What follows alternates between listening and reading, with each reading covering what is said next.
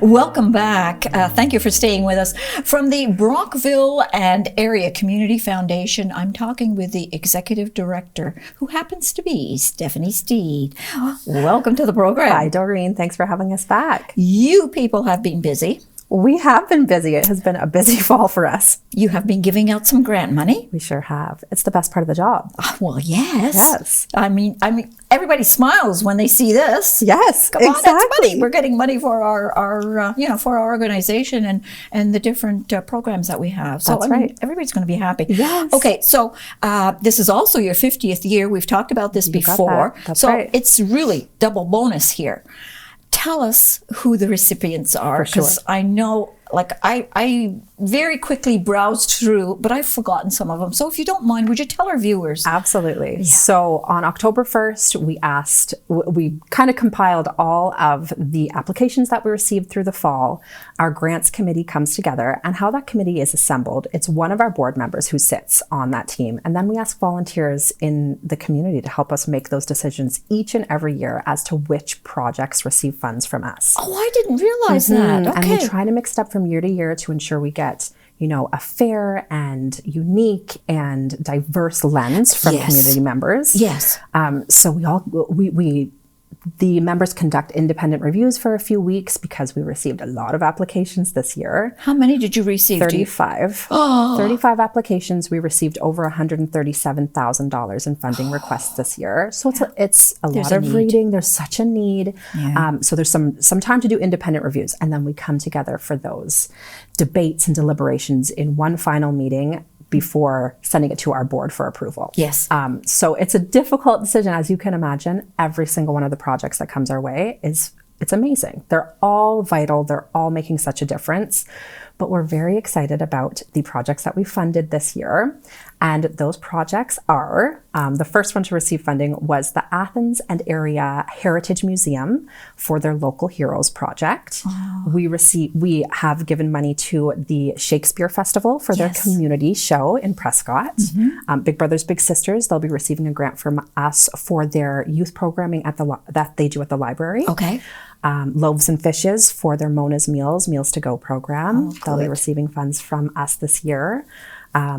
Crosstown Impact, they're actually a first-time grant recipient from us, which is fun. I mean, they've applied year after year, which is why we always encourage our local nonprofit sector to keep applying. Oh, because they've applied for years, and we're thrilled that we're able to grant to their youth mentoring programs this year. Mm-hmm.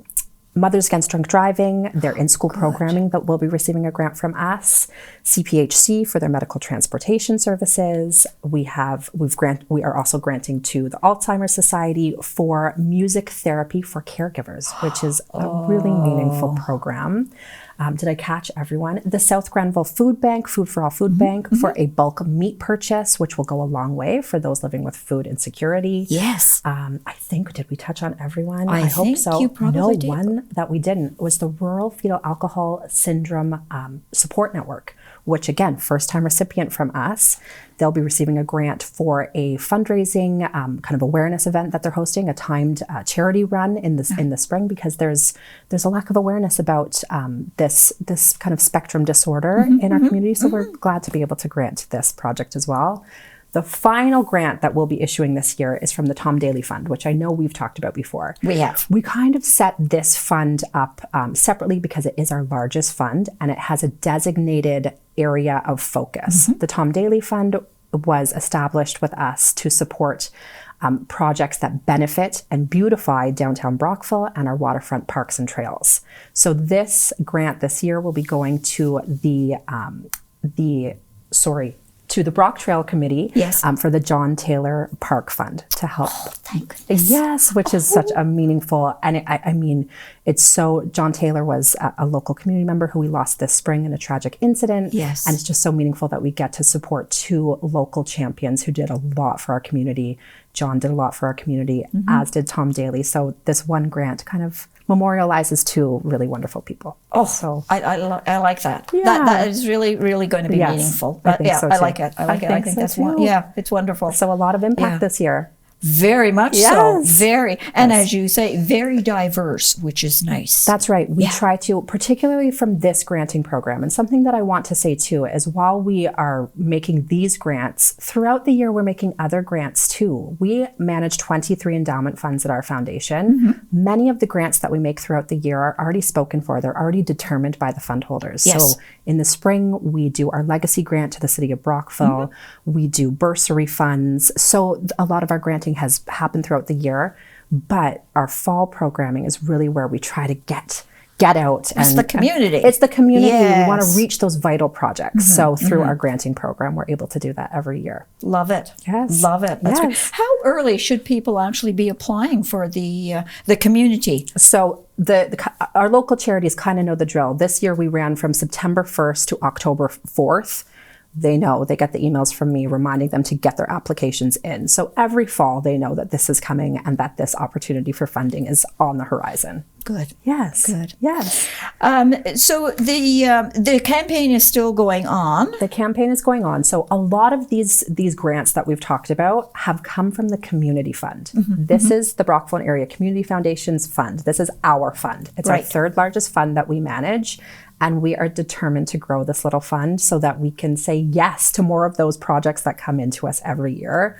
We wish we could say yes to all 35, but we're really determined to grow this fund. So until December 31st, we're in the midst of a campaign. We're 60% of the way there. Our goal is to grow this fund by $50,000 this year. So if anyone is willing to make a gift to the Brockville Area Community Foundation, specifically to the community fund, you see the impact that it makes year after year. Whether you donate $5 or $50,000 to your local community foundation, it lasts forever. You're planting a seed. Yeah, you're right. You're right. Income tax received? That's right. So, I mean, they can write it off on their income tax. That's right. That's even better. That's right. We're a registered charity, and I will say we can only at this time grant to registered charities, but we too can manage all of the receipting. Yes. Oh, wonderful. And what some people don't realize is that each year the amount will be different because you never know what the amount's going to be. Well, and as we grow, more goes out. Last year we granted in total from our foundation $43,700 throughout 2023, and this year we granted out $48,000. So we're growing. We're able to say yes to more of these projects. So as we grow, the annual impact will grow too. You're right. So if someone wants to set up an endowment themselves, and as opposed to going through the community Totally. how do they do it? Have a coffee with me. I think that's the best. Please. Or a tea. Or a tea. Absolutely. I think that's the best way to get to know how we work and for us to be able to go back and forth and determine how you want to make an impact and what type of legacy and mark you want to leave on our community. And I think that's really how we can get into what your charitable giving goals are. And we have such a variety of impacts, and every single one of those 23 funds that we manage has a beautiful vision, mission, heart, and soul behind it that I wish I could deep dive into. Yes.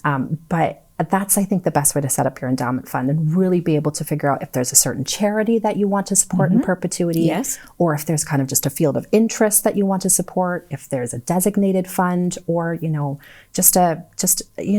there's just a passion project that you would like to, get behind. Right. Telephone number for them to reach you at? Absolutely. 613-498-9970. Okay. Let's go on. Is there anything else that you'd like to tell us about the community or endowment or anything before we move on? I have another question for you. Go that's on. fine. Okay. No, that's fine. So the next question is, there's an opportunity for people who want to write grants, want to learn about it. There's a free webinar that's coming up. Would you tell us about it? Yes. So we are participating in a webinar with United Way of Leeds and Grenville and the Ministry of Tourism, Sport and Gaming. The three of us, we're kind of local grant providers. Haley at United Way, she reached out and asked if we'd participate in this wonderful free webinar for our local community service organizations, all about granting. Yes. The title is Grants Made Easy, and the three of us are really going to deep dive into the behind the scenes of granting, how it works for all three of our organizations.